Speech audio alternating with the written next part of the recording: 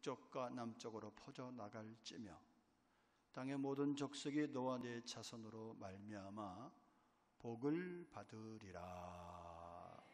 아멘. 오늘 구약의 본문은 야곱의 일생의 분수령이라고 할 수 있는 베델의 사건입니다. 그는 고향에서 형 에서를 속이고 장자의 직분을 취합니다. 그리고 아버지 이삭을 속여서 에서가 받아야 할 그 장자의 복을 자기가 가로채어서 복을 받습니다. 뒤늦게 이 사실을 안 형 에서가 분노에 휩싸여서 미움이 극도로 차서 형 동생을 죽이려고 하자 어머니 리브가가 야야야야 야곱아 내 형이 지금 분노에 극이 달해서 너를 죽이려고 하니까 네 형이 좀 분이 잠시 가라앉을 동안만 네 외삼촌 라반의 집에 좀 가 있어라 해서 어쩔 수 없이 그는 어린 그런 나이에 외삼촌 라반이 사는 하란으로 도망하게 되었습니다. 그 도망하는 도중에 베델 들판에서 외롭게 하룻밤을 보내게 됩니다. 이 사건은 야곱에게 일생 가운데 손으로 꼽을 인생의 최대의 위기 중에 하나였습니다. 여러분, 우리가 살다 보면 위기가 몇 번 오더라고요. 저만 오는 줄 알았더니 몇 번 다 인생의 큰 위기가 한 번 오는 게 아니라 몇 번 다가오는데, 야곱 또한 보니까 인생의 처음 만난 큰 위기였던 것 같아요. 야곱의 인생 가운데 이 처음 만난 큰 위기 가운데서 야곱은 하나님을 찾았어요. 그래서 하나님께서 야곱을 만나 주셨습니다. 그것이 베델의 사건이잖아요.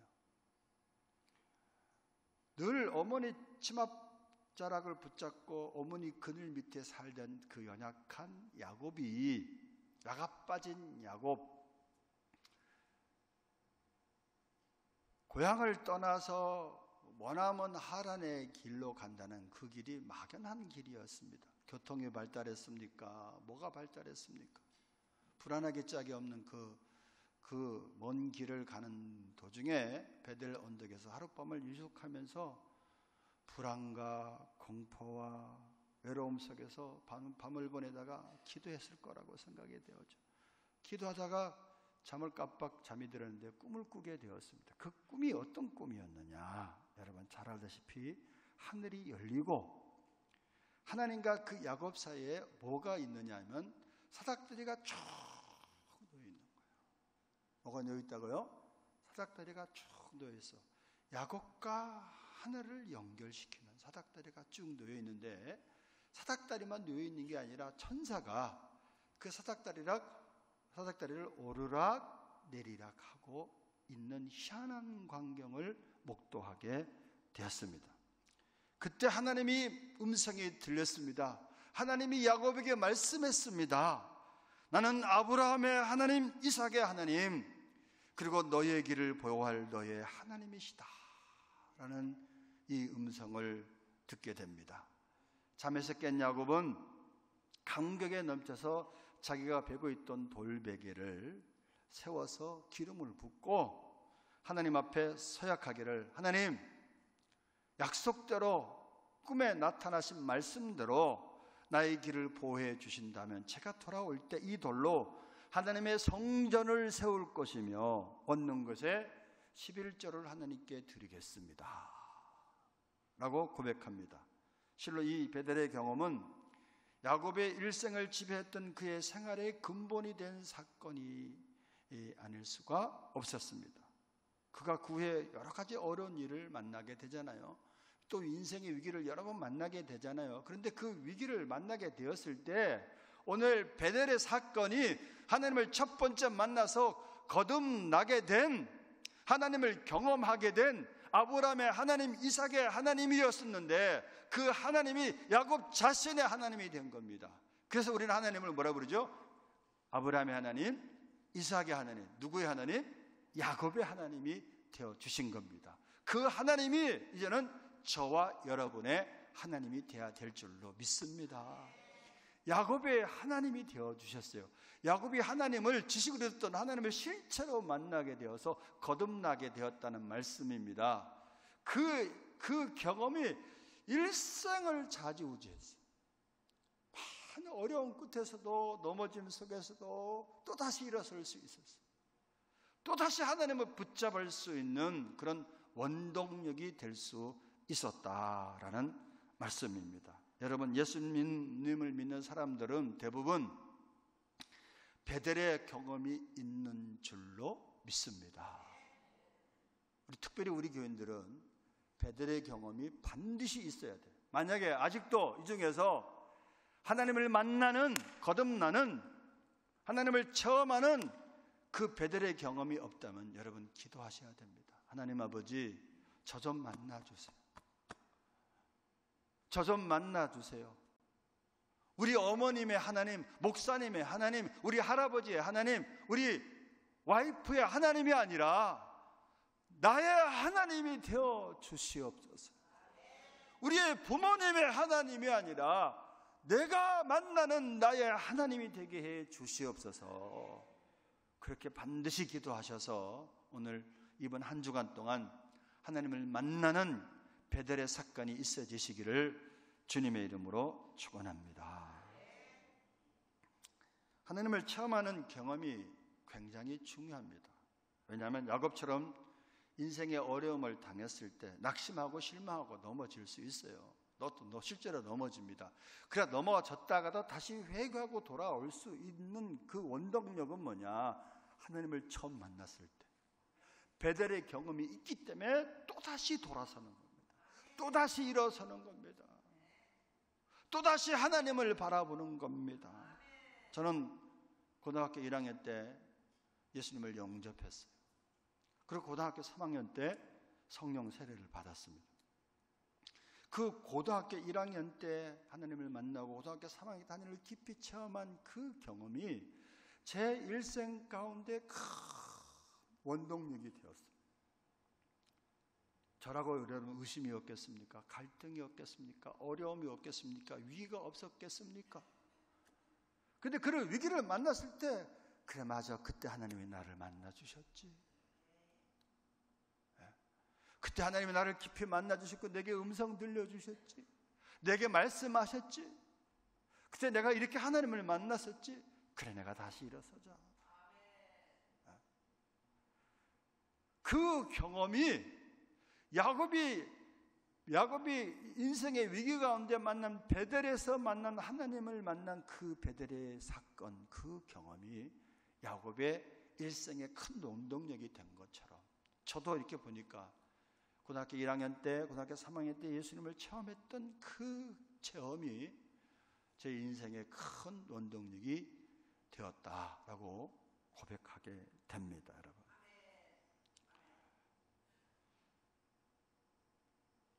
그래서 여러분, 오늘 말씀을 듣는 여러분들은 베델은 언제 있는가 한번 생각해 보시기를 바랍니다. 다시금 돌아보시면서 이 시간 하나님의 은혜를 받는 시간 되시기를 주님의 이름으로 축원합니다. 제가 오늘 설교의 제목을 은혜의 사닥다리라 이렇게 잡아보았는데, 야곱이 돌베개 한 자리에서 본 사닥다리는, 이 사닥다리는 무엇을 의미하느냐? 인자 대신 예수님의 그림자입니다. 구약은 오실 예수를 말씀했고 신약은 오신 예수를 말씀하고 있어요. 여러분, 구약의 사건이, 여러분 구약은 필요 없다가 아니에요. 구약에도 오실 예수가 기록이 되어 있어서 전부 예수에 관한 얘기야. 야곱이 꿈에서 본 그 사닥다리는 단순히 사닥다리가 아닙니다. 그 사닥다리는 무엇을 상징한다고요? 예수님을 상징하고 있습니다. 정말 그러느냐? 요한복음 1장에 예수님 친히 말씀하십니다. 요한복음 1장에 예수님께서 나다니엘이라는 제자를 부르십니다. 빌립을 통해서 전도를 해가지고 빌립이 야 내가 메시아를 만났다 그랬더니 나다니엘이 나사렛에서 무슨 선한 것이 날 수 있겠느냐? 아니다, 와보라 해가지고 빌립이 나다니엘이라는 사람을 전도를 합니다. 그래서 나다니엘이 성령의 감동을 받아서 예수님께 나오는 거예요. 예수님께 나와서 예수님을 착 만나는 순간에 예수님이 먼저 나다나엘에게 말씀합니다. 뭐라고 말씀하냐? 나다나엘아, 내가 참 이스라엘 사람이구나. 내 속에 간사한 것이 없구나. 나다나엘은 깜짝 놀랐습니다. 예수님을 지금 처음 만나는데 그 예수님이 자기를 너무나 잘 알고 계신 것이. 아니, 저를 처음 보시는데 저를 어떻게 이렇게 잘 아십니까, 예수님? 하고 말씀했을 때 예수님께서 또 말씀하시길, 빌립이 너를 부르기 전에 내가 무화과 나무 아래 있을 때 내가 너를 보았노라 하시자 이 두 마디에 놀라서 이 나다나엘이라는 사람은 자기 마음으로 신앙 고백을 합니다. 뭐라고 신앙 고백을 하냐? 이스라엘의 왕이시여 하나님의 아들이십니다 라는 신앙 고백을 합니다. 여러분, 전설에 의하면 나다나엘은 아무도 보지 않는 곳 무화과 나무 아래, 그늘 아래서 하나님 앞에 기도했습니다. 하나님, 우리가 로마의 식민지 속에 신음을 하고 있는데 언제까지 약속하신 메시아를 언제까지 이렇게 지체하시려고 합니까? 언제 메시아를 보내실 겁니까? 하나님, 메시아를 보내주셔서 구원자를 보내주셔서 우리를 로마의 식민지에서 좀 벗어나게 해 주시옵소서 하고 무화과 나무 그늘 아래서 그 나다나엘이 하나님께 간절하게 기도했거든요. 그것은 하나님과 자기만이 아는 그런 비밀이었어요. 그런데 예수님이 자기를 척 보시자마자 그 사실을 아는 거야. 빌립이 너를 부리기 전에 내가 무화과 나무 아래에서 있는 것을 내가 보았노라 라고 하니까 이 사람이 깜짝 놀라서 깨어진 것이죠. 당신은 정말로 이스라엘의 왕이시며 우리가 기다리시는 메시아입니다. 하나님의 아들이십니다 라고 고백하게 됩니다. 그때 예수님께서 결론으로 첨부하신 중요한 말씀이 있습니다. 한번 보겠습니다. 뭐라고 말씀하는가? 요한복음 1장 50절에서 51절. 예수께서 대답하여 이르시되 내가 너를 무화과 나무 아래서 보았다 하므로 믿느냐? 이보다 더 큰 일을 보리라. 51절 그것 좀 띄우시고 잡아두세요. 다 같이 합독합니다. 시작. 또 이르시되 진실로 진실로 너희에게 이르노니 하늘이 열리고 하나님의 사자들이 인자 위에 오르락내리락 하는 것을 보리라 하시니라. 예수님이 나다나엘에게 하신 이 말씀은 야곱이 오늘 베델에서 본 환상과 같은 사건입니다. 같은 말씀을 하고 있습니다. 야곱이 베델에서 본 환상이 뭐죠? 하늘이 열리고 자기와 하나님 사이를 잇는 쭉 뭐가 보였어요? 사닥다리가 보여서 그 사닥다리 위에 하나님의 사자들, 하나님 천사들이 오르락 내리락 하는 것을 보았는데 예수님은 이 사건을 뭐라고 해석하셨느냐? 뭐라고 해석했다고요? 하늘이 열리고 하나님의 사자들이 사닥다리 위에 오르락 내리락 하는 것을 보리라 이렇게 말씀하지 않고 뭐라고 말씀했어요? 인자 위에 오르락 내리락 하는 것을 보리라 말씀했습니다. 야곱이 환상을 본 저 자기와 하늘을 잇는 그 사닥다리는 누구라고요? 바로 예수님입니다. 중보자 예수님이야. 우리와 하나님 사이를 잇는 죄로 말미암아 하나님이 우리에게 올 수가 없고 우리가 하나님께 갈 수가 없는 이러한 사건 속에서 예수님은 하나님과 우리를 화목하게 하는 화목점이 되어셔서 십자가 위에서 다 이루었다라고 해서 하나님과 우리 사이를 잇는 영적인 사닥다리가 된 줄로 믿습니다. 아멘. 야곱은 베델의 언덕에서 사닥다리를 보았다는 것은 누구를 보았다는 얘기죠? 영적으로 예수님을 만난 것입니다. 이 자리에서 야곱이 거듭난 거예요. 이 신앙의 경험이 야곱의 일생에서 분수령이 된 것처럼 저와 여러분의 신앙생활에 예수님을 통한 오르락 내리락의 경험이 저와 여러분의 큰 일생의 원동력이 되시기를 주님의 이름으로 축원합니다. 이제 여러분 누구든지 우리는 교회 와서 뭘 봐야 되느냐? 사닥다리를 봐야 돼요. 교회에서 무엇을 붙잡아야 되느냐? 사닥다리 되신 예수님을 붙잡아야 됩니다. 믿음의 주여 온전케 하시는 예수님을 바라보자. 교회 와서 여러분 사람 바라보면 시험 들어요. 목사님 바라봐도 시험 들고, 장로님 바라봐도 시험 들고, 권사님 바라봐도 시험 들어요. 왜? 우린 다 죄인이기에. 제가 지난 금요일에 말씀드렸죠. 우리 속에 다 쓴물이 나옵니다. 이 쓴물이 예수님의 십자가를 붙잡으로 단물이 된 거 아닙니까? 하나님의 은혜로 구원받은 저와 여러분이 아닙니까? 아직도 옛 습관이 그대로 남아있어서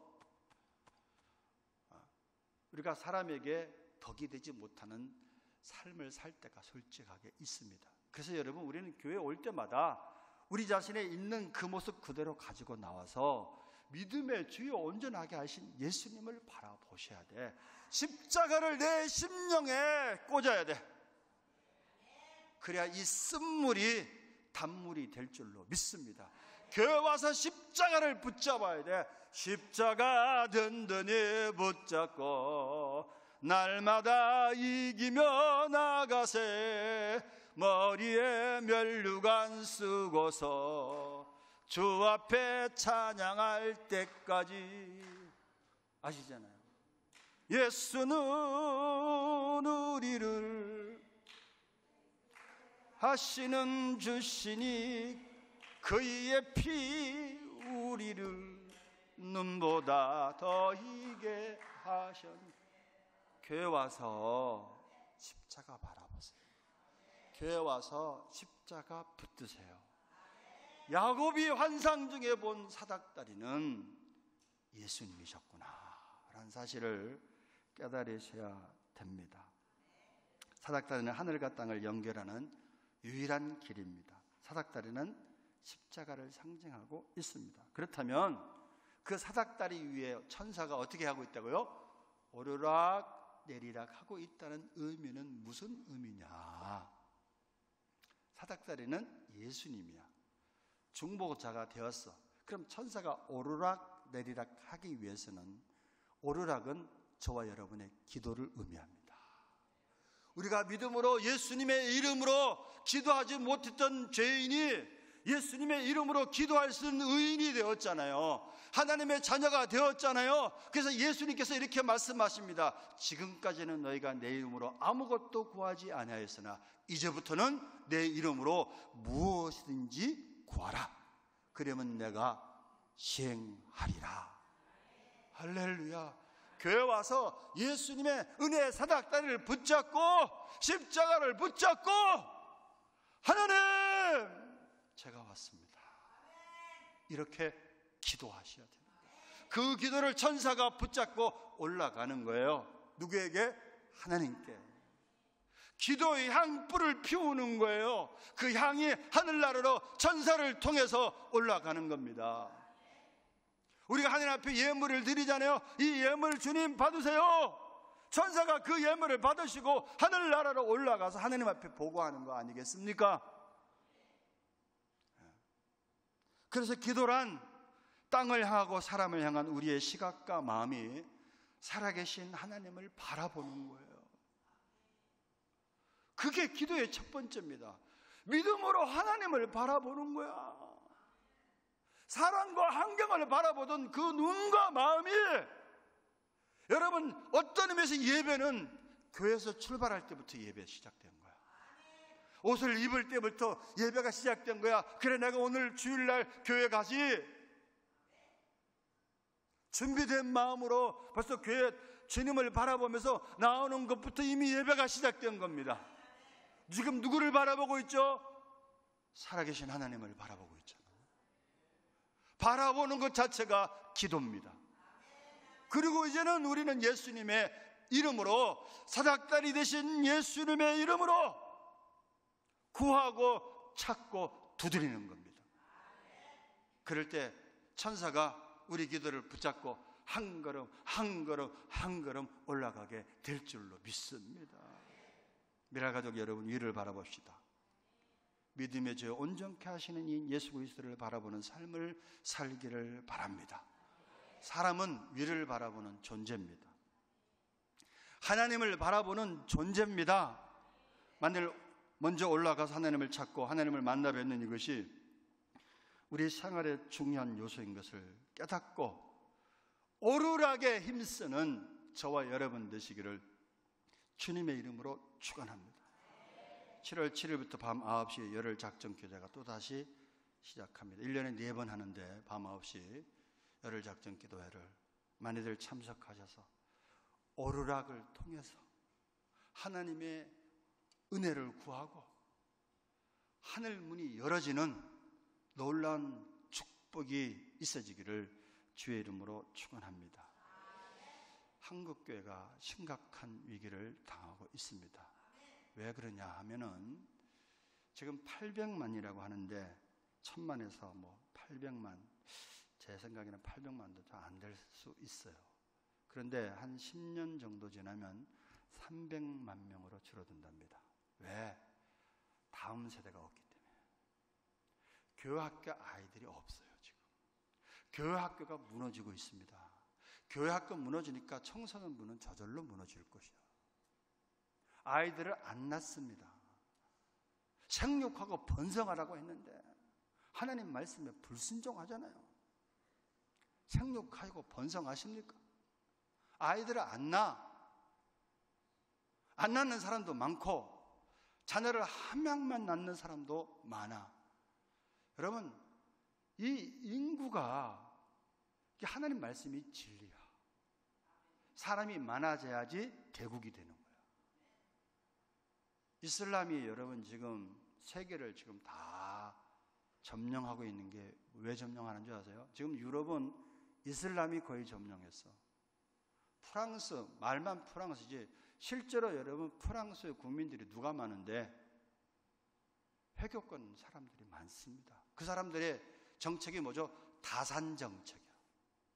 그리고 그 사람들의 법은 남자들이 여러 명 여자들 같이 막 살 수 있잖아.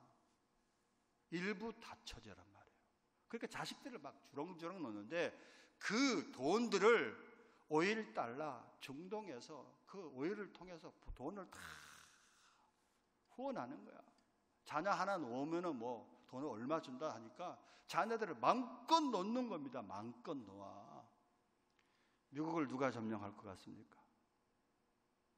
저는 이슬람이 점령할 거라고 생각해요. 나중에 주님이 그 전에 오실 거라고 생각되지만 주님이 늦게 오시면은 미국 또한 이슬람이 점령할 거예요. 여러분. 한국도 여러분 심각합니다. 대학교가 왜 무너지는 줄 아세요? 학생이 이제는 없는데 대학은 많은데 학생이 모자래. 어떻게 해야 되겠죠? 외국에서 데려와야 됩니다. 교환학생들. 네. 그만 자꾸 우울한 얘기는 할 필요가 없고 그만 해야 되는데 한국교회가 또 무너진 이유 중에 하나가 오르락이 무너졌어요. 기도가 무너집니다. 기도 안 해요. 저와 여러분의 원동력, 가정의 원동력, 대한민국 교회의 원동력, 대한민국 경제의 원동력이 뭔지 아십니까? 무명의 그리스도인들이 60년대, 70년대 정말로 한국은 기도의 나라였습니다. 개구리가 우는 것처럼 산에 가도 어디 가든 기도 소리가 막 들려왔던 이 강산에 언제부터인지 기도 소리가 끊어져 버렸어요. 교회가 기도를 안 합니다. 기도가 무너집니다. 여러분, 기도가 무너지면 가정 무너지고요. 기도가 무너지면 교회 무너집니다. 다시 종교교육이 뭔지 아세요? 말씀으로 돌아가자가 종교교육이야. 기도와 말씀으로 돌아가야 돼. 야곱이 하나님을 만날 수 있었던 것은 천사를 통한 오르락 내리락의 경험이 있었기 때문입니다. 사닥다리를 이미 깔아놨어. 예수님이 이미 십자가의 보혈로 하나님께 가는 길을 열어놓으셨어. 이제 믿음으로 기도로 걸어가야 됩니다. 기도를 회복하셔야 됩니다.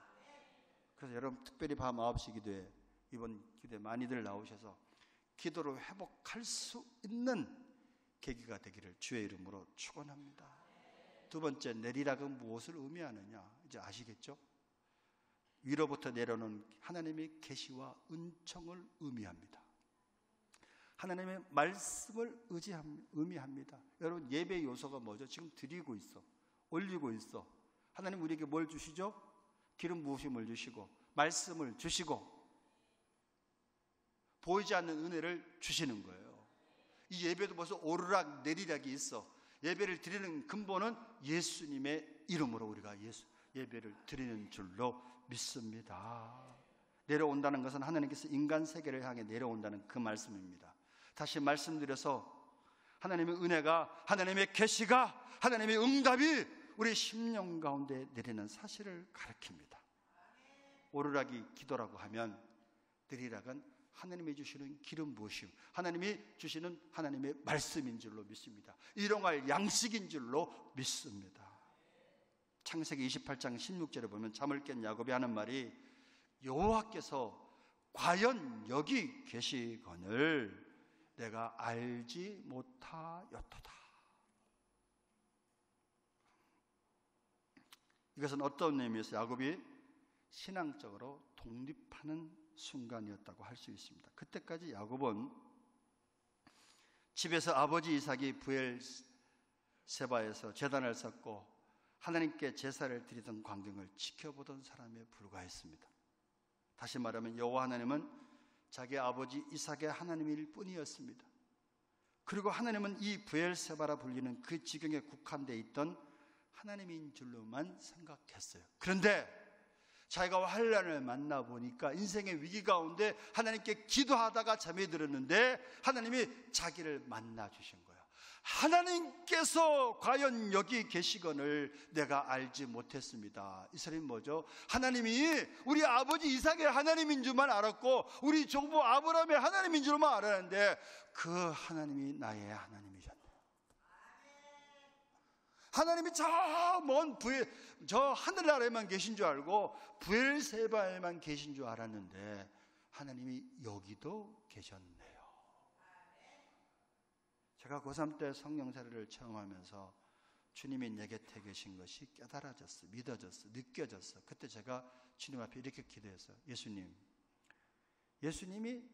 저는 하늘나라에만 계신 줄 알았는데 제 곁에 늘 계신 줄을 제가 알지 못했네요. 제가 왜 알지 못했죠?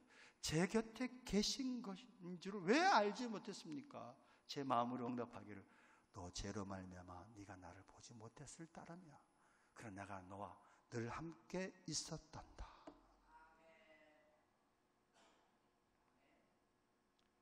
여러분, 아직도 베델의 경험이 없는 분은 야곱처럼 과연 하나님이 여기 계신가를 내가 알지 못했습니다 하고 하나님을 만나셔야 됩니다. 무서워지하신 하나님, 이것이 야곱의 신앙이 독립하는 순간이고 하나님을 자기의 하나님으로 모시는 순간이고 이것이 자기의 앞날의 모든 어려움을 이겨나가는 근본적인 힘이 되었던 것입니다. 끝으로 말씀드리면 사닥다리 자체는 예수 그리스도를 말씀한다, 상징하고 있다고 말씀드렸습니다. 하늘과 땅이 접해서 오르락내리락 하는 것이 예수 그리스도란 사닥다리를 통해서 했고 내리락하는 것도 이 예수 그리스도란 사닥다리를 통해서 했습니다. 다시 말하면 예수 그리스도로 말미암아 인간이 하나님께 나아갈 수 있고 하나님의 은혜가 우리 인간에게 내려올 수 있게 되었다는 말씀입니다. 그래서 예수님은 요한복음 14장 6절에 내가 곧 길이요 진리요 생명이니 나로 말미암지 않고는 아버지께 올 자가 아무도 없느니라. 또 재차 강조하는 것은 내년에 5월인가 6월인가 헤이그에서 세계 종교통합대회가 열립니다. 종교를 통합하는 세계대회가 열려요. 그러면 이슬람이든 어느 교든 다 하나다. 우리는 종교다원주의가 미국 신학을 주류를 이루고 있는데 이제는 세계 종교가 하나다. 구원받는 길이 예수님만 있는 게 아니야. 부처님 믿는 너희들에게도 있고 모하메드에 믿는 너희들에게도 있고 다른 것 믿는 너희들에게도 있어. 이게 아마 이제 크게 지금 암암리에 이게 움직이고 있는데 공식적으로 아마 발표되고 움직여질 거면 정말 기독교는 다시 핍박 속으로 들어갈 확률이 많습니다. 제가 몇 년 전부터 재차 강조하는 것은 예수님만이 길이 아닙니다 라는 사람들이 너무 많아지기 때문이에요. 여러분, 예수님만이 길이 아닙니다면 저 예수 안 믿겠어요. 제 목사 할 필요 뭐 있겠습니까? 네. 내가 곧 길이요 진리요 생명이니 나로 말미암아 그 아버지께로 올 자가 아무도 없는지라. 영생이 무엇이죠? 그리스도를 아는 것이 영생이다 라고 말씀했습니다. 여러분, 천국이 무엇입니까? 아름다운 것이 천국입니까? 영생 되신 예수님, 하나님 되신 예수님, 중보자 되신 예수님, 사닥다리 되신 예수님과 교제하는 곳이 천국인 줄로 믿습니다. 예수님을 통해서 말씀으로 응답받는 오르락 내리락의 은혜가 저와 여러분의 삶 가운데 충만해지지 않으면 이 마지막 때 우리 신앙도 흔들릴 수밖에 없고 이 마지막 때 한국교회에 정말 큰 위기가 오게 될 줄로 믿습니다. 다시 본질로 돌아갑시다. 말씀과 기도를 회복해서 하늘문이 열어지고 하나님의 축복이 이 대한민국에 다시 있어지고 저와 여러분의 가정에 사업체에 있어지시기를, 교회 위에 있어지기를 주님의 이름으로 축원합니다. 제가 지난주에 유교에 관한 설교를 드릴까 이번 주에 드릴까 고민하다가 그냥 이번 주에 동영상 하나만 보자 하고 오늘 말씀에 연결해서 동영상을 보겠습니다. 유교에 관한 동영상입니다. 동영상 보고 마치겠습니다.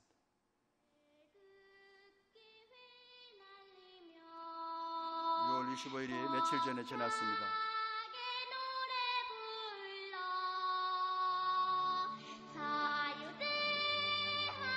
대한민국을 아십니까? 대한민국을 아십니까?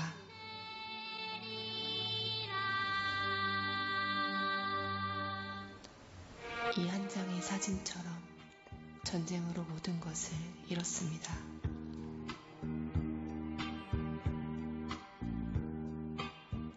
대한민국 정부가 세워져 2년이 겨우 되었을 때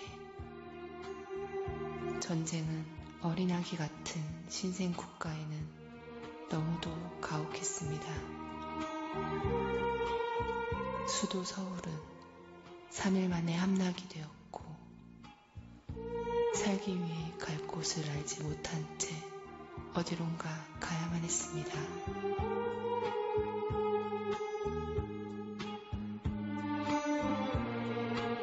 전쟁으로 남북한 250만 명이 죽거나 실종되었습니다. 죽은 자 가운데서 가족을 찾는 끝이 없는 행렬들. 희망이란 단어가 떠나버린 땅처럼 보였습니다.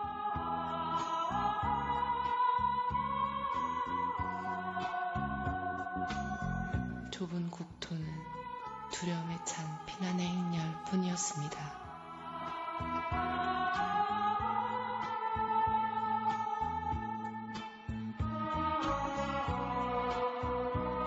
이들에게 꿈이란 죽음의 두려움에서 조금이라도 멀리 도망가는 길밖에 다른 길은 없었습니다. 하지만 이들은 살아야 했습니다. 그 삶을 내려놓을 수 없었습니다.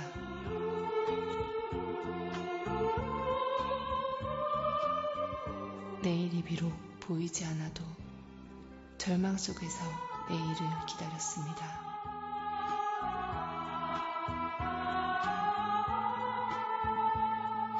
바람 앞의 등불처럼 사라질 역사처럼 보였습니다.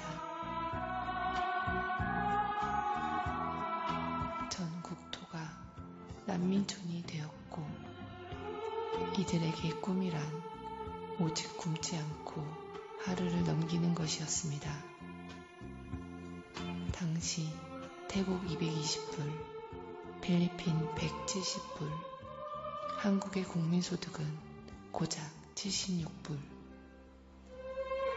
세계에서 가장 가난했던 나라, 원조에 의지하며 살았던 나라였습니다. 유엔을 통해서 온 세계의 수많은 젊은이들이 이 땅에 그 생명을 묻었습니다.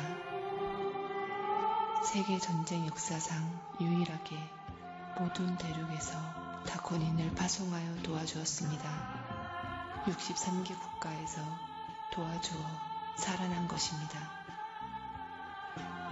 아시아, 유럽, 아프리카, 북아메리카, 남아메리카, 오세아니아. 전쟁으로 다 잃어버린 9년 후 1962년 한국은 서독으로부터 간호사와 광부를 담보로 하여 차관을 얻은 것이 산업의 시작이었습니다. 낯선 땅 서독에서 어린 간호사들이 처음 한 일은 시체를 닦는 일이었습니다. 광부들은 뜨거운 지하 1000m에서 지하로 참으며 죽어라 일했습니다. 자원이 없었기에 인력 수출밖에 다른 수출 자원이 없었던 때였습니다. 나라의 핏줄 같은 고속도로는 월남 전쟁에 파병한 수많은 젊은이들의 생명의 값으로 건설되었습니다. 한국 근대화는 자원이 없었기에 눈물과 땀으로 쌓아올린 것입니다. 그러나 우리는 세계의 빚진 민족임을 결코 잊어서는 안 됩니다. 이 전쟁에서 희생하신 분들의 그 고귀한 희생을 잊어서는 안 될 것입니다. 자유는 거저 얻은 것이 아닙니다. 피해 값으로 산 것입니다. 거저 주어지는 자유란 없습니다.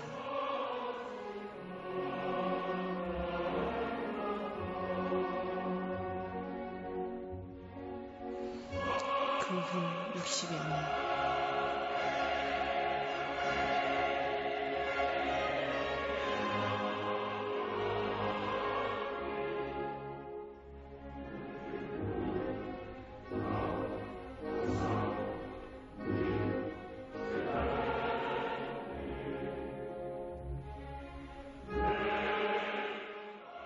어떤 이들은 묻습니다. 대한민국의 오늘을 만든 힘이 무엇이냐고. 우리는 이렇게 대답해야 합니다. 전쟁 중에서도 이 땅을 지켜주신 하나님의 사랑하심과 이 땅을 구하려고 생명을 바친 수많은 젊은이들의 희생.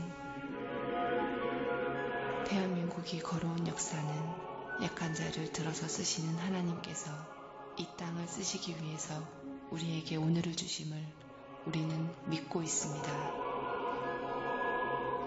세계의 젊은이들이 잠든 이 땅, 간호사, 광부, 군인들의 핏값처럼 가난한 자의 땀과 피로 이룬 이 나라를 통해서 세상의 빛이 되게 하시려고 이 나라의 역사를 주셨습니다. 우리는 믿습니다. 이 땅은 세계 선교를 위해서 마지막 시대에 쓰시기 위해 준비시킨 민족이며 지구촌에 있는 약하고 가난한 사람들에게 소망을 주기 위해 구별하신 사명의 민족임을 온 세계가 도와준 이 나라, 수많은 젊은이들을 보내어서 피를 바쳐 건져진 이 나라, 온 세계를 향해서 복음으로 그 사랑의 빛을 갚아가는 민족이 되게 하옵소서.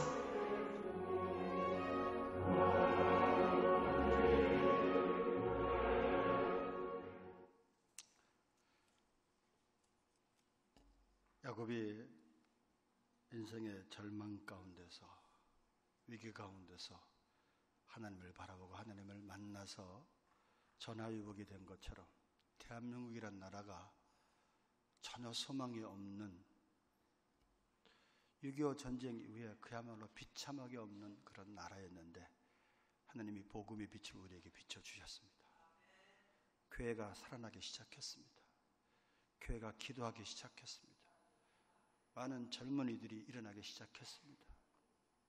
대한민국이 오늘까지 이렇게 살은 까닭은 여러 가지 이유가 있지만 결정적으로 하나님의 사랑과 하나님의 은혜였다고 생각합니다. 우리는 빚진 민족입니다. 빚진 자입니다. 특별히 우리는 복음의 빚진 자입니다.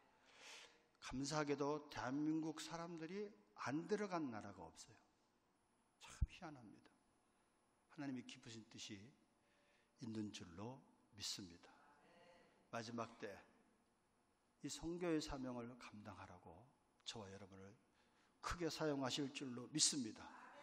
그러기 위해서 사닥다리 되신 예수님을 붙잡고 오르락 내리락의 경험이 충만해져서 하나님이 맡겨진 사명을 감당하는 저와 여러분 되시기를 주님의 이름으로 축원합니다. 찬송가